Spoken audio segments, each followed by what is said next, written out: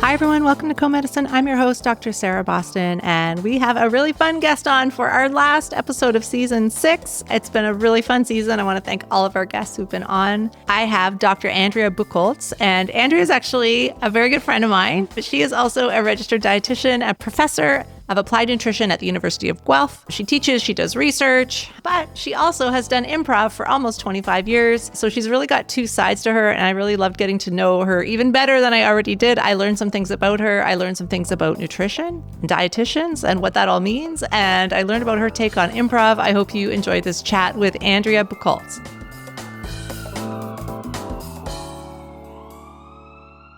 Welcome, Dr. Andrea Bucholz, to Co-Medicine. Thank you. Thanks for having me. Okay, full disclosure, you're a very good friend. I don't think I've ever introduced you so formally, so I'm going to call you Andrea, if that's okay. All good. Okay, it's so great to have you on Co-Medicine. I know you weren't sure. You're like, am I a perfect guest? You're a perfect guest for Co-Medicine because you have sort of two sides to you. And I always start with kind of the more serious side, which is a little bit how I know you, just through both of us being faculty at the University of Guelph. So can you just say your title and exactly what you do at the University of Guelph? Yeah, you bet. So I am a professor of applied human nutrition at the University of Guelph. So that means that I do research and of course I teach, and then I do what's called service. So I just, committee work and leadership and that kind of stuff. Okay. So something I've been wanting to ask you, actually just generally, but I'm going to ask you on the podcast, it's like clinical nutrition. So you could practice as a clinical nutritionist. Is that correct? I could practice as a clinical dietitian, and I have in the past. Yes. Okay. Yeah, there's a difference between dietitian and nutritionists. Yeah. Okay. What's the difference?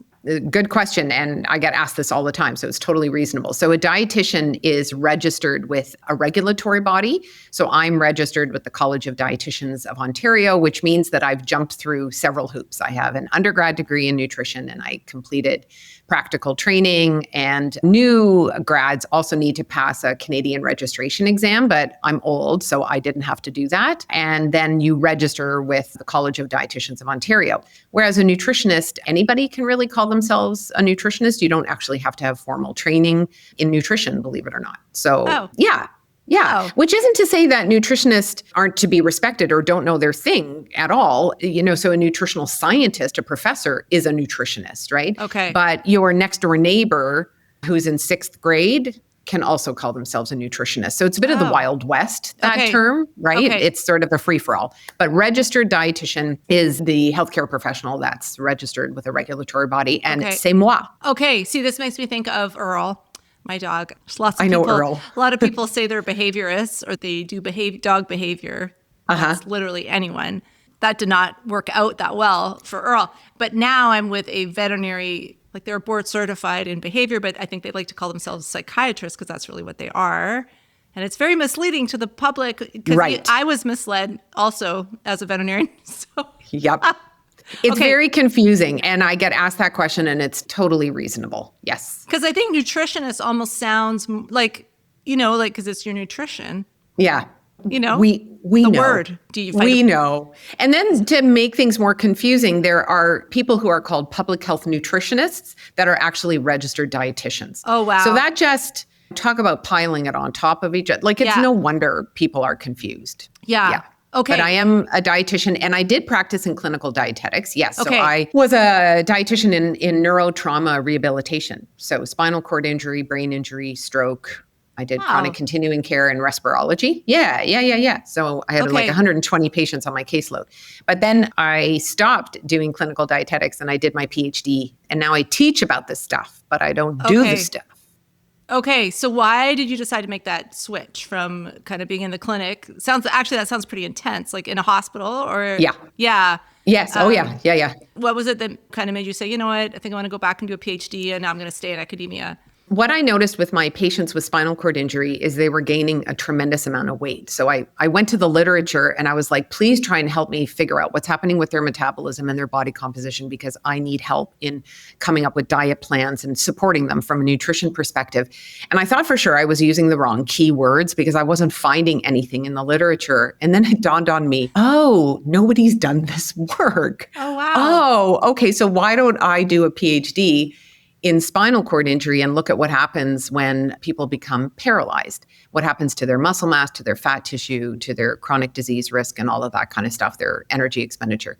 So that's what I did. So I quit clinical practice to study clinical spinal cord injury or spinal cord injury from a clinical nutrition perspective. So there you go. Okay, that's really cool. So then in through doing a PhD, were you just like really turned on to academia and you were just like, this is my home, I'm going to stay here? Absolutely. Yeah. Okay. It was like the satisfaction you get from two pieces of a jigsaw puzzle sort of fitting together. You go, oh, this is where I'm meant to be.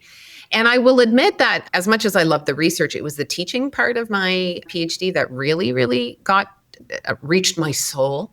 So I taught part-time during my PhD, and that's what I absolutely fell in love with. I still really enjoyed the research, but I thought, oh, this is my calling. I need to go into academia and teach. Okay. Yeah. That's really cool. See, it's really funny because I know you well, but I didn't know all of that. Mm-hmm. I didn't know how it all fit together. Okay, so what's kind of firing you up right now from like a research perspective or like where the field is going? Like what's hot? Yeah. So I'm still doing body composition. I just can't let that go.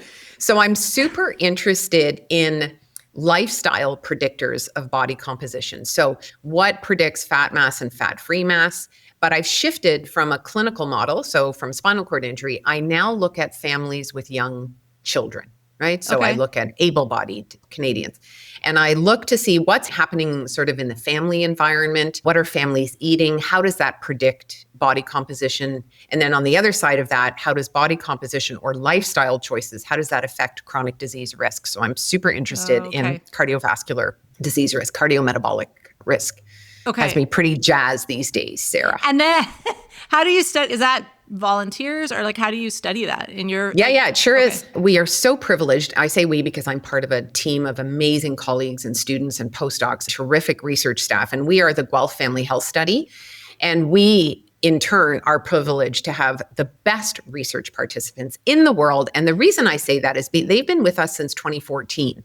So we have followed families in and around the Guelph, Ontario area for over 10 years, and we have a very low rate of attrition. So few of our families are dropping out of the study, which means they seem to enjoy being in the study and they seem to be getting something out of it.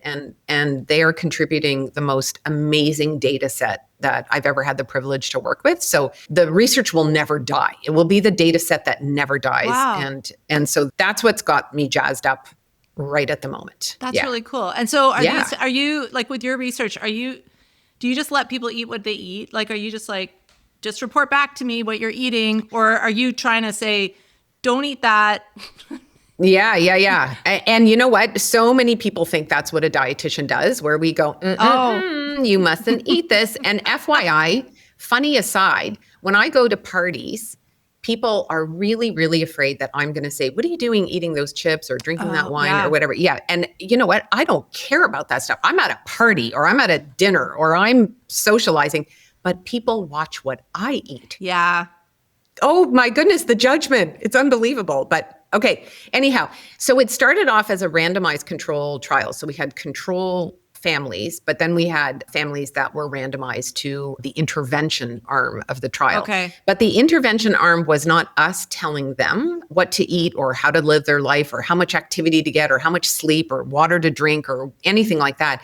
We used something called motivational interviewing, where the participants or clients or patients tell you what they want to work on, and your job is to remove barriers. Okay. So let's say you tell me, Sarah, you want to be more physically active. If I were a motivational interviewer, which I am not, but as I understand it, if you were to tell me that you wanted to engage in physical activity, I would explore with you, what are the barriers from keeping you, or that are keeping you from doing that right now?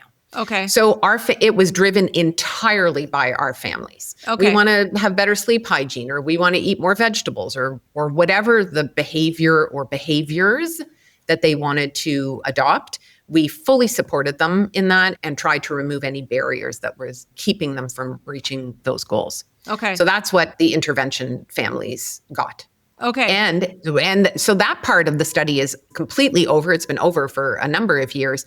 And now we are just following the families. So we're following the intervention families and we're following the control families, and we're looking for various outcomes. We're looking at things like height and weight and cardiometabolic risk and all sorts of things, body composition, blood pressure, all of that sort of stuff. Okay. And do you think those people, who are those people? Are they just like what? Who does that? Yeah. Yeah, who goes into these studies? Yeah, it's families with young kids. So we didn't have very many exclusion criteria or inclusion criteria other than they had to have a child who was between 1.5 and 5 years of age at the start of the study. Okay. So some of our kids now, actually, I was speaking with one of our study coordinators this morning, and our very earliest families, now their kids are somewhere between 11 and 16 years old, which just like boggles the mind.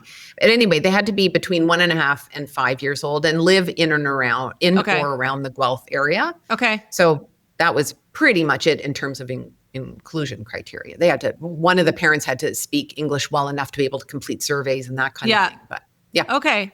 Oh, that's really cool. See, I didn't know that. That's really cool. There you go. And they're just volunteering. They're just like, we want to be... Bless their hearts, they are volunteering for the sake of improving the health of their families and contributing to science. And we just owe them a debt of gratitude, and they've been absolutely wonderful to work with. Seriously, we've had so few families drop out of our studies, and those that have done so because, they've moved away, for example, they can't help that. Life circumstances take them to different places.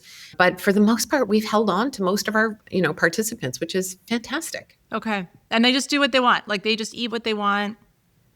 They just record it. So every couple of years, we bring them into the lab, my lab. We measure their body composition, their blood pressure. We keep track of what they eat. So we have them use an app on their phone to keep track of, parents keep track of what they're eating, but also their child or children.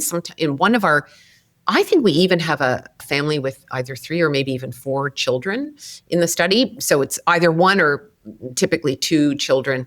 Sometimes we also get them to wear accelerometers so we can track their physical activity habits for 7 days. So, the amount of data we have is just like, that's why I say it's the study that's never going to die. And then you can kind of go back and mine it, like if someone absolutely wants to look at something. Okay. Well, and look at things longitudinally. Yeah. Because we're now getting to a critical mass where we can start to really think of things longitudinally. And I've just been meeting with our data analyst who's cleaning up our data so that we can actually do those longitudinal analyses, which will be super, super interesting. Yeah. Very cool. Okay. What gets you jazzed up right now in teaching? I have been dying to get my hands on our 4th year nutritional assessment course. Okay. And I've been patiently waiting for years. And as of last year, I've taken over the course. So I absolutely love that. And I think the reason I love it, so nutritional assessment, many of your listeners will be familiar with this, but if they're not, is the pieces of evidence that you put together to understand someone's nutritional status. So their dietary intake, anthropometric, so, body dimensions, body size, clinical things like swallowing ability, and then biochemistry, right? So B12 levels and sodium and protein and all of that sort of stuff. And so I was trying to think about what it was that really excited me about that. And I think what it is I love true crime, mystery, thrillers. I love putting evidence together to solve a crime. And really, nutritional assessment is about putting pieces of evidence together to come up with a diagnosis. In this case, a nutrition diagnosis, not a medical diagnosis.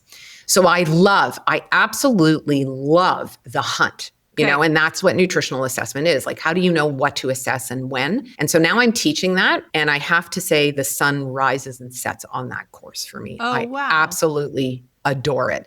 And what I like about it is you figure out what's wrong, but then the clinician can go figure out what to do about it. I just like identifying the problem. And then, okay, here you go. Go deal with it. That sounds like my research arc when I was faculty. I would just like come up with something and be like, and it wouldn't even be that good a study, but it'd just be like, here's an idea. And then I'd be like, okay. Yeah, go fly with it. Exactly. Like, could someone do some real research on that thing? That'd be cool. Yeah.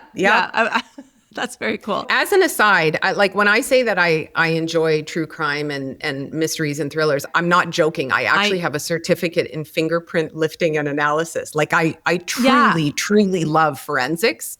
And so this is as close as I can get in my world to forensics is. Okay.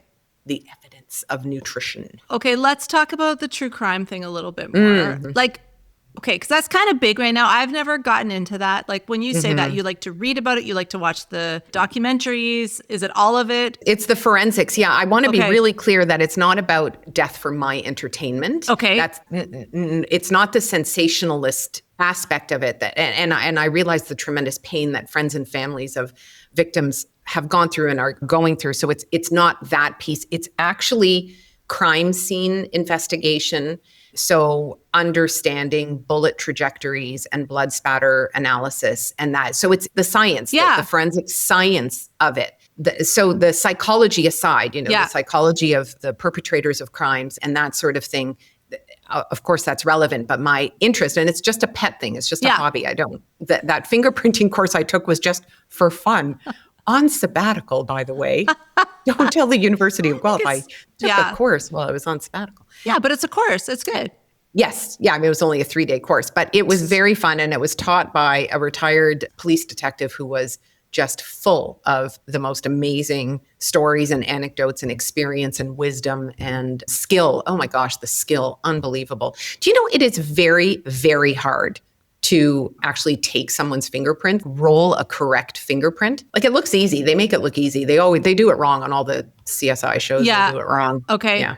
Okay. Yeah, it's really hard. I've tried doing it and it's not easy. You got to manhandle someone to roll their fingerprint properly. Yeah. But I'm kind of fascinated that there's still, like, that's still a thing, fingerprints, you know? Like not It's still in this day and age. Yeah. Oh, yeah. It's still important. It still is. On the crime Absolutely. scene. Totally. And lifting, and you have to have skill because you have to know how to lift it from various substrates. So wood as opposed to vinyl, as opposed to glass, as opposed to a wood block. I had to lift or try anyway, I was not successful at lifting a fingerprint from a styrofoam block. Holy crap. Like I was just a beginner. Really? You're giving me styrofoam as a substrate? No, that was not successful. But curved substrates or like all different shapes and sizes. And it is really, really hard. Okay. Do it properly. How do you even know how do you know where there's fingerprints? And then quickly, you got to put yourself into the mind of the perpetrator. So, how does a perpetrator get into a room? Well, it's either through the window or through the door. So you start there, right? So you dust the window, right? Where the perpetrator would lift a window frame or, obviously if there's a door with a handle, you're going to dust the handle, right? So you start with sort of the basic kind of common sense. Okay. And beyond that, I don't know, Sarah. Okay. 3-day workshop. I ain't no expert in any of this. I just have a tremendous amount of interest and passion for the area. Yes. But then, you dust all it. To say that it all comes back to why your very simple question of what's got me jazzed up with teaching. It's nutritional assessment because it's gathering evidence. Okay. I mean, that's a lot of medicine too, isn't it though? Just figuring stuff out. I mean, I like figuring out my cases and sure. So, I mean, I think that's common. A lot of healthcare professionals will say that, like, it's kind of like, putting it all together and being like, okay, this is what's going on. Well, like, let's say an owner says to you, my dog is lethargic and has is very fatigued. Oh my gosh. It's the same in people in that like 101 things can be causing lethargy and fatigue. Yeah. So how do you systematically go about trying to figure out what is causing the dog's lethargy and fatigue? Similarly, from a nutrition perspective, what could possibly be causing lethargy and fatigue, right? So it's the same sort of systematic kind of thinking, ruling things in, ruling things out, right? It's a different species, but it's a similar way of thinking, a similar process. Yeah. No, I love that. Okay. I don't know. This is a big question. It may not even be a good question, but like. Good thing I'm sitting down. What horrifies you, like, just about the state of the way people are eating right now? Like, I mean, maybe it's everything, but like, what's the thing? I know you said you don't judge people at a party, but like, if you're just like out and about and like, you're just looking around, is there something that you're like, oh, I wish we would stop doing this as a society, or I wish people would not eat like this? Like, is there one or two things that you can think of? Well, there are a few things, but I would say a top on my list is the consumption of ultra-processed foods. Okay. That's getting a lot of research attention, and I actually have a graduate student right now who's looking at the consumption of ultra-processed foods and cardiometabolic outcomes in little kids, and I mean toddlers and preschoolers. And like really little kids. So it's, there's various levels of processed foods, but when we're talking ultra processed foods, it's exactly as you might imagine it to be. It's the packaged foods with additives and preservatives and colorings and flavorings added to it. But, there's some odd foods in the ultra processed foods category, like yogurts can find their way in there, right? Especially if it's yogurts with the fruit. Well, it's essentially jam. Like, who are we kidding, right? It's, sugar. Right? Oh, God. Sugar. I ate that. Okay. Yeah, well, so do I, right? So I want to be very careful when I say all ultra-processed foods are bad. There are some that are indeed not as bad as others. But I would say what strikes me as the reliance almost on ultra-processed foods has me concerned. Yeah. Okay. That's high on my list at the moment. I'm going to switch gears. Yeah. I can talk about improv because you are also, I think, a pretty accomplished improv performer. You've been doing this for quite a while. Can you just talk about, how long have you been doing improv? How'd you get into it? And what are you doing with it now? Yeah. Sometimes people ask me that and I think I don't actually have a firm number. I did start it during my PhD. So it was either 2000 or 2001 where I started doing my training at Second City in Toronto.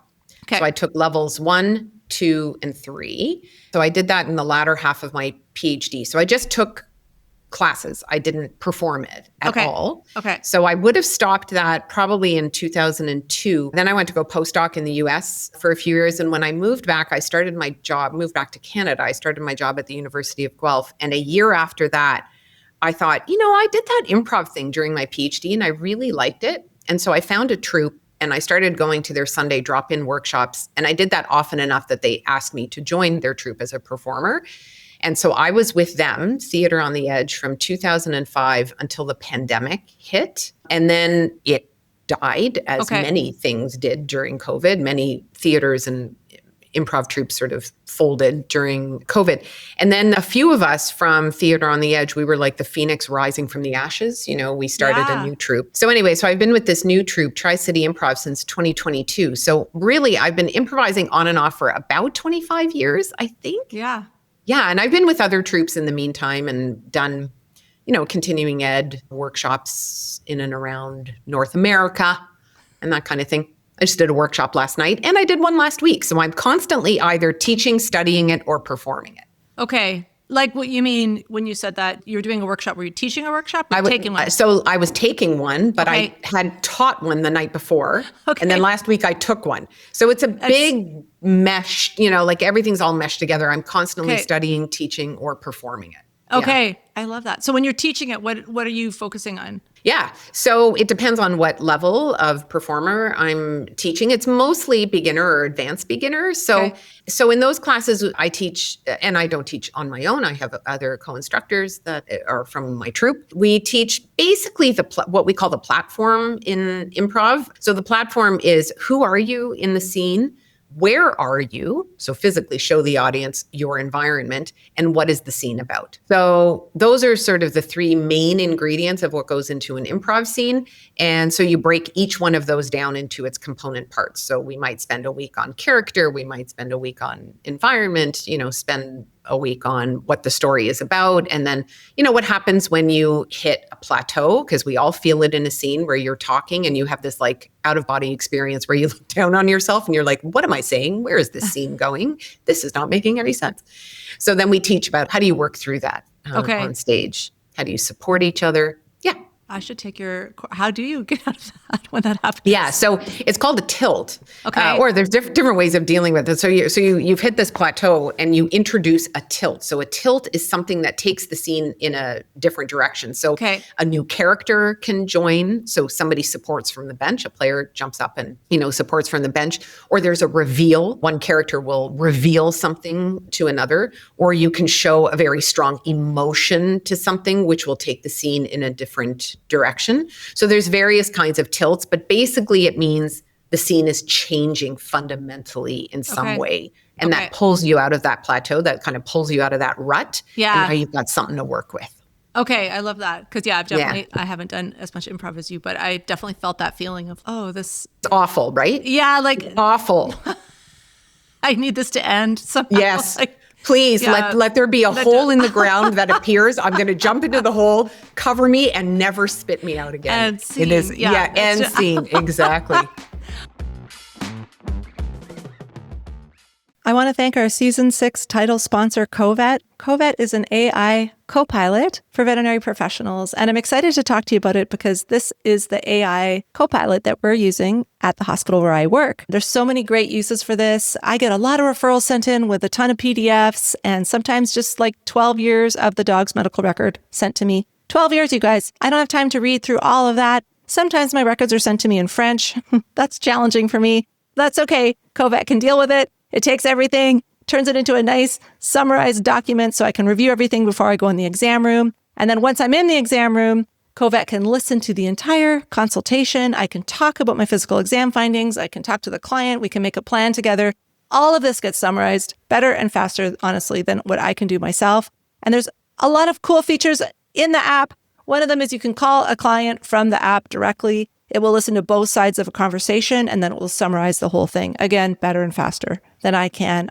This has literally saved me hours every day, getting my paperwork done, getting me out in time, and also just decreasing my general stress level because I'm not worried, oh, did I get that all? Did I get the right leg? Did I get everything recorded? Am I going to forget something? And it's a lot nicer to like focus on your patient and focus on your client rather than having to constantly be turning away from them and writing stuff down. So check out Covet. It is fabulous. I want to thank them for everything they do to support the veterinary profession and also for supporting this podcast.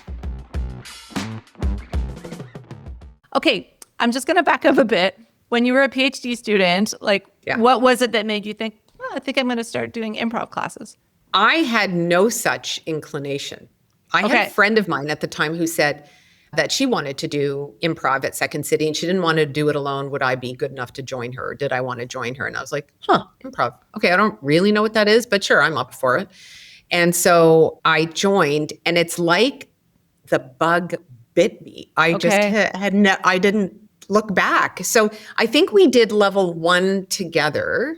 And then I think I continued on. I think she just decided it wasn't for her, or maybe we did level 1 and 2 together. But at some point we diverged and I continued on and she didn't. Although fast forward several years, she's now in PEI and she teaches improv. So at some point along the way, absolutely, she picked it back up again and got bitten by the bug, which is kind of interesting. So I didn't want to try it. It was my friend who roped me into it. But then, and I'm so grateful for that because I would have never likely discovered it or thought to try it. And I'm so, so happy that I did because here I am 25 years later, still doing it. Yeah, I love that. So we talk about that a lot with stand-up, that you kind of get addicted to it or something bites you. Like, what is it about improv that kind of hooked you or made you want to continue?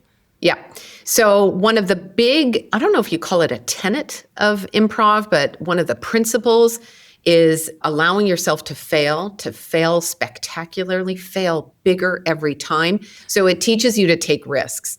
And when you take a risk and fail, which inevitably I do, I would argue probably almost every show, I'm in a scene that fails directly because of something I did or didn't do or said or didn't say.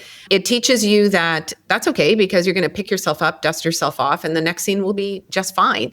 And it's sort of like a metaphor for life, right? We fail in life, right? We don't get the job we want, or we're spurned by our partner, or whatever it is.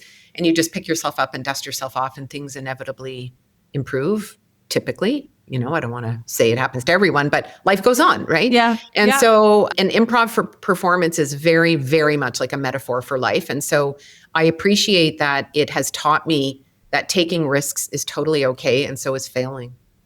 Okay. You know what's so funny?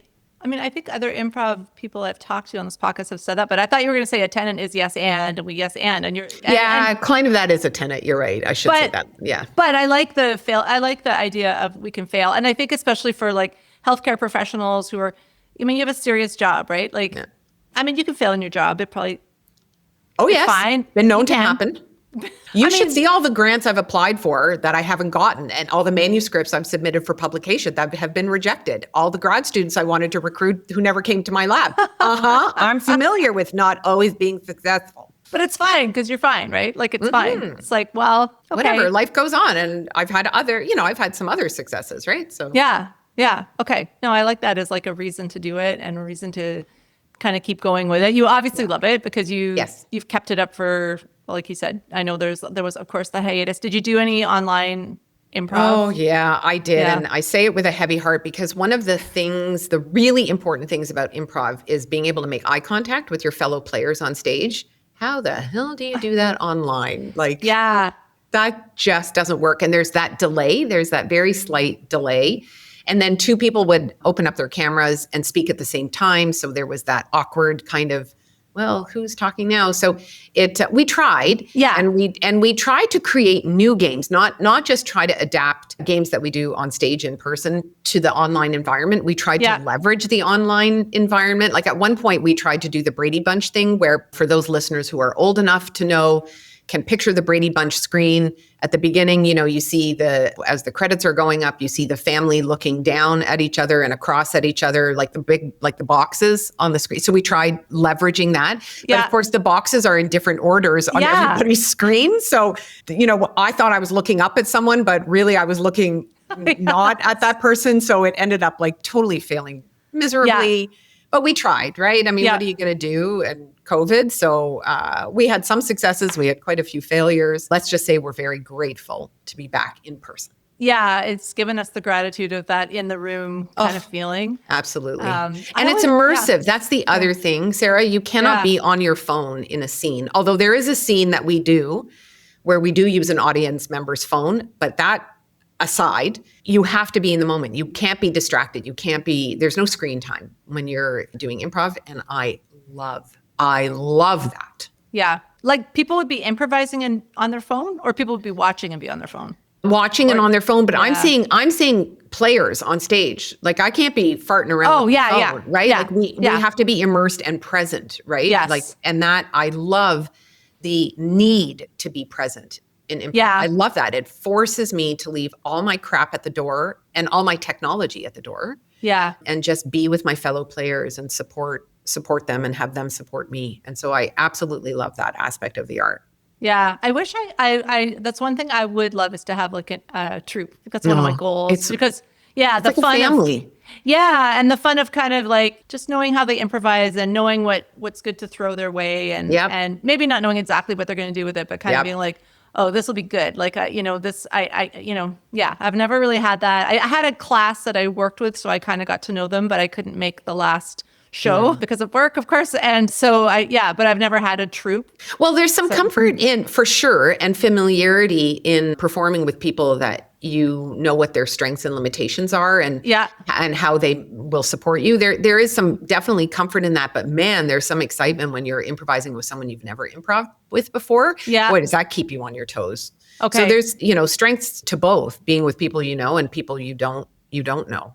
Okay. And how big is your troupe? Oh my gosh. I think we are 6 players and a musician and our stage manager. So I think we're 8. Gosh. And if I've forgotten somebody, I apologize. It's not intentional. We'll just say 8-ish. And then do you guys practice together? Or are you at this level where you just need to, like, you don't practice together anymore? You just kind of come together? Yeah. So another good question. So we do practice, but it's not, we can't practice how it's going to go in a show because of course it's improv, right? And our scenes are very much informed by what the audience shouts out at us, but we practice the format of some games. Yes. So that we're at least familiar with sort of the structure of some of the games that we play. So I mentioned earlier, there is a game that we play called Texter's Nightmare, where we use the text thread of an audience member. So we might practice something like that. But so the way this scene works is you have 2 players on stage. One player's dialogue can only come from the text thread of an audience member's phone. Oh, wow. And the other player is in a scene with them and has to try to justify everything they're saying in the context of a scene. Okay. So, for example, I might be given someone's phone and I'm with a person on stage, and the audience says that we are 2 doctors in an operating theater. So I have to read from the text thread, and my fellow player has to justify all my sort of nutso offers from this text thread. Yeah. Okay. That sounds very fun. Yeah. So we might practice the structure, but we obviously cannot know how the scene's going to roll out. We can't possibly know that. And that's what makes it so much fun. Yeah. What's your favorite game or like? Oh my gosh, form of improv? I have, I guess my favorite is short form game based improv. So Okay. I just gave you an example of a game was a Texter's Nightmare. And there are many other short form games like that. I like doing something called an alphabet scene where each line of dialogue has to begin with the next letter of the alphabet. I think that's kind of fun. Although sometimes you can get wrapped up in the game and you forget that you're in a scene. You're only thinking of the words and they don't necessarily follow a cohesive narrative. But we also do something called an Armando, which I really enjoy doing. So we bring an audience member on stage and we interview them for 10 or so minutes, just ask them questions about themselves, their childhood, what they do for a living, that sort of thing. And then for the next half hour, we just do short scenes inspired by what the audience member told us. So that's long form. That's a form of improv we call long form. So I really love doing Armandos too, but there's all other kinds of forms of improv. I love musical improv. I really enjoy singing, serenading an audience member. Oh, super love that. Awesome. That's cool. Okay. Now I know you've somewhat brought improv into the classroom. I don't know if you can talk a little bit about how are you bringing these two worlds together? Yeah. And so improv is really about breaking the fourth wall, right? So for those listeners who are not familiar with the fourth wall, that's what that invisible wall that separates a performer or an actor from the audience. And improv totally does away with the fourth wall. As an improviser, you actually dialogue with the audience, right? So hence no fourth wall. As an instructor, when I'm teaching, when I'm lecturing, none of this fourth wall stuff where I'm lecturing at people. I try as much as possible to engage students in the lecture. Obviously, the easiest form of that is, taking questions and things like that, or asking them questions or taking their questions. But it's really that intentional sort of, I'm making eye contact, creating that community. I'm with you in this together, right? So none of this fourth wall, sage from the stage stuff with respect to lecturing. And so in that regard, it's a lot similar to improv where you're really building a community, you're working at a common goal together. So that's how I like to think about approaching my teaching, is really, really engaging with the students and making them part of things. Okay. And then have you brought it into your work in other ways? Have I brought it into my work in other ways? Well, I don't play Texter's Nightmare in a faculty meeting. No, I don't, Sarah Boston. I should. I'm going to put that on the agenda for our next faculty meeting. Exactly. Oh my gosh. Do I bring it in? I really don't, because I have to say being an academic means I have to be super planful. I have to plan my research. I have to plan what students I'm going to be recruiting to my lab like a year in advance. I have to plan. And so in that regard, no. Okay. Right? So improv is about being spontaneous and being present and in the moment. And I can't wait until the last minute to invite a student to join my lab as a graduate student. Like, it just doesn't work that way. Okay. Yeah. So I would say no, but in the classroom, yes. Okay. Now, this is kind of your artistic side, your creative side, your spontaneous side, maybe your failing side. Oh, yeah.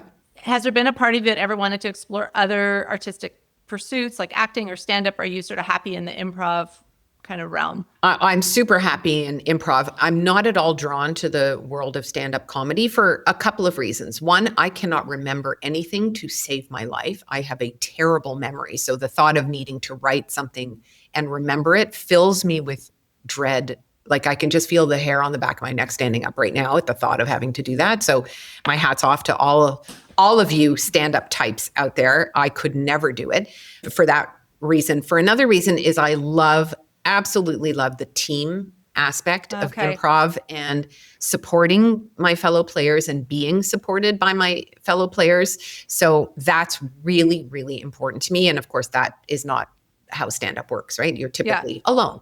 And it can sometimes, and you can tell me if I'm wrong, Sarah, but I feel like sometimes there can be a bit of a confrontational or adversarial relationship with the audience, or at least a subset of the audience in stand-up. And in improv, we try very, very hard to create a really positive relationship with the audience, because sometimes we bring audience members up on stage, or sometimes we ask an audience member, walk me through, your day today. What did you do this morning? We can't have a successful show if our audience feels alienated or confronted by us. I think those are I guess that's three reasons why I'm more drawn to improv than to stand up. In terms of acting, nope, not really interested. Can't act out of my way out of a paper bag. Again, terrible at lines. Dancing, though, I tried tap dancing for 3 years just for fun. Yes. So that was fun.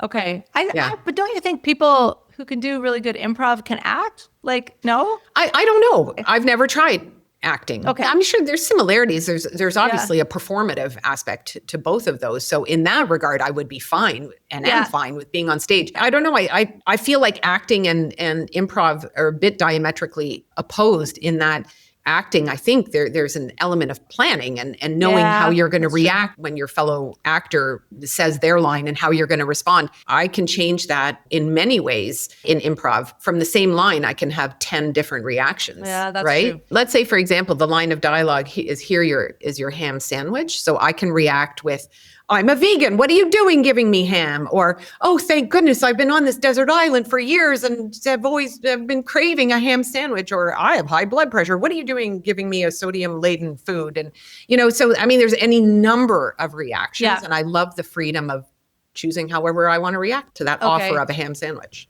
Okay, yeah. No, that makes sense. I was just curious because sometimes people are they're like improv, but they kind of venture into other things. And I'm sure they do. I'm just not one of them. That's just not you. No. Okay. It's interesting what you said about stand-up being adversarial, because I don't think it should be, but I know there is that kind of subset and both audience members who kind of want that. Like they sit in the front row and they're like, this guy's going to roast me and they're there to heckle. Yeah. And it's a real thing. But I think it's a better show, like from a stand-up perspective, if the audience is like with you and on board and it's kind of fun and stuff. But yeah, so I don't know. I mean, there's a balance there, but I don't love when I'm on a show and the host is just like trying to like not fight with the audience, but engage in a negative way with the audience. I don't like, oh, and then I don't know. I always hope it's not an audience member who like didn't want that and is just trying to go to a show and they're like, hey, like anyway. Absolutely. And, it's funny because when we set up for our shows and we open the house and people are coming in, it's often the front row that is empty in our audience. And we always encourage people to move up. And one of the ways in which we do that is we say, this is not a stand-up comedy show because we're not going to pick on you. We do say that, rightly or wrongly. And I hope we're not reinforcing a stereotype, but that is what people sometimes can expect, is that they're going to be quote unquote in trouble if they're in the front row. And we are not, we really take great pains at not doing that and being very welcoming. And it's, I think, a very different experience typically for an audience member if they're seeing improv versus if they're seeing stand-up. Yeah. It's probably a different audience that likes both too. Yeah, maybe. Although I like going to stand-up. I like watching it. I just don't want to do it myself. I don't think I'd be good at it. I feel like I've been in improv shows and 2 improv shows that it's not going well. Like the scene is not going well. And there's always a couple people in the audience who are just delighted. They're just delighted by whatever happens. And I'm like the true people that love improv and like they're just there. Yeah, they don't care that it's not going well. They just think it's great that they were part of it, that they created see, that's what we love. That's what we love. Yeah, it's very cool. Sometimes though I watch them, I'm like, why are you laughing? Yeah, right. This is not funny, actually. Why are you having so much fun? What am I missing? Yeah. Okay. We're getting to actually my second last question of the podcast. Okay. So this is my hypothetical question. Okay. If you could be an improv teacher, performer, whatever that means to you, professional improv, and your salary would be the same, your pension would be the same, it won't change anything, and you'd work about the same amount of hours, would you choose that over your current job, or would you continue to do both? Or would you change the balance? Wow. I would want to do both. Okay. Yeah, I think to have improv be my full-time job, I once heard a photographer say this, that she really enjoyed photography as a hobby until she became a professional photographer. Oh, I love that. And I thought, I could see that happening. Improv is my hobby, but if I turned it into my full-time gig where I really needed to work at securing jobs and teaching it, I think some of the love or the purity of what was driving me would be lost. So I think I would not want it to be my full-time gig, but that said, I would want the balance to be a little bit less of my day job and a little bit more improv. But I also love my day job. So that's a hard one. Yeah. That is a struggle, I think, for creatives who have a profession and then they're trying to get into a creative pursuit. Because on the one hand, like I feel this myself, like you have the luxury of this artistic pursuit. I'm not trying to make money, doing stand-up, and great if I do, but it's not that important. I get really excited when I make money doing stand-up, but it's just because I can say, hey, I'm making money doing stand-up. It's not because it's not so much money. So yeah, that's the thrill of it, but it's not, it doesn't replace what I make as a veterinarian. But then on the other hand, you're distracted because you're working as a professional, and that takes a lot of time and mental energy. And then you're like, well, if I had more time and mental energy, like maybe I would do better with this thing. So yeah, but the other side to that is like the stress of not like, this is fun and I love this. What it fills me up, it's like I have to succeed, because if I don't, I can't pay my mortgage, or I can't, whatever. I don't want that pressure. Yeah. Part of the reason that I love improv is there's zero pressure. Like there's zero financial, like we make no money. Our troupe, all we do is put money back into our marketing. We as players don't make any cash off of this. And that's totally fine with me. I don't even get my mileage paid, like nothing. Like this is just pure from the heart love of the art. Yeah. And it absolutely takes the pressure off financially, whatever. My livelihood is not based on this, but it takes the pressure off because in improv, you can't memorize lines. So I just show up to the show literally with very little prepared. I mean, sometimes I come up with the set list, so I have to bring the set list with me and I write it on the whiteboard. That's my job. That's it. Yeah. That's it. That's enough. Sometimes I host, so, I have to warm up the audience, but, I can't really prep that in advance. And I love that about improv, because my day job is all about the prep and the forward thinking and the planning. And I don't want my part-time hobby, my passion, to feel that like that. Yeah. Okay. No, that totally makes sense to me. Okay. We've made it to the last question. Okay. And we ask this of everyone on Co-Medicine. I don't know why I said we. I mean, Dustin is here. He's with us. Maybe that's why I said that. I ask this of every guest on Co-Medicine at the end, because I'm trying to get Dr. Ken Jeong, AKA Ken Jeong, to be a guest on Co-Medicine. It's not going well. We are actually at the very end of season 6. I've asked every single episode for 6 seasons. We've asked Ken Jeong to come on. Got really close at one point, got really shut down by his publicist, but that's okay. Oh, anyway, I'm sorry. It's okay. It's okay. It's fine. It's probably her job. It's fine. Okay, but now you're not talking to me. You're not talking to the audience. You are directly talking to Ken Jeong. If you could please invite Ken Jeong to be a guest on Co-Medicine. Yeah, just as if you're speaking to him. Ken, Dr. Jeong, I cannot tell you what it would mean to the audience of Co-Medicine to have you as a guest on the show, because you embody everything that the Co-Medicine podcast is looking for, with your background in medicine and your background and tremendous skill and experience in comedy. You would be the ideal guest after me. So there you go. Please join the podcast. Okay, I like that. That was just more heartfelt. I've had people try different tacks. That was just a very straight up, heartfelt, honest invitation. I've had people insult him. Oh, dear. See, I'm an improviser. I don't insult. Don't insult. Yeah, that was maybe the stand-ups who were going with that, and then I've had people sort of make it sound like he's missing out on something, or that he really, but yours was just hey, we just want you on. So maybe it'll work. It's the end of season 6. I'll let you know. I don't know. We can't know. Andrea, thank you so much for being a guest on Co-Medicine. I've known you for a long time. I still learn things about you, and I think that's really cool. Well, thank you for inviting me to be a guest. It's been a pleasure. And that wraps up another episode of Co-Medicine. Thank you so much for listening. It is great having you here. If you have been listening to Co-Medicine from the beginning, thank you. If you're new to Co-Medicine, thank you, and welcome to our Co-Medicine community. It is wonderful to have you here. I want to just give a shout out to Mark Edwards, who wrote the music for Co-Medicine. He's a comedian, an actor, a musician.